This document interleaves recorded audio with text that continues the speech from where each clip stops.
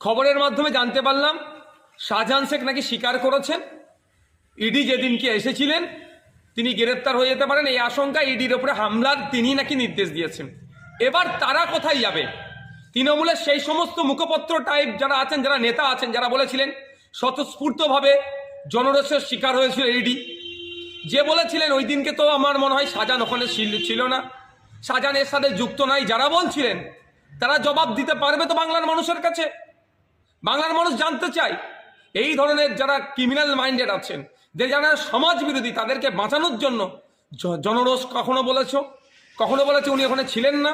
আর আজকে শাহজাহান শেখ নাকি স্বীকার করছে যে তার সে আতঙ্কিত হয়ে গিয়েছিল, সে অ্যারেস্ট হয়ে যেতে পারে, ওই জন্য তিনি নাকি নির্দেশ দিয়েছিলেন আক্রমণের।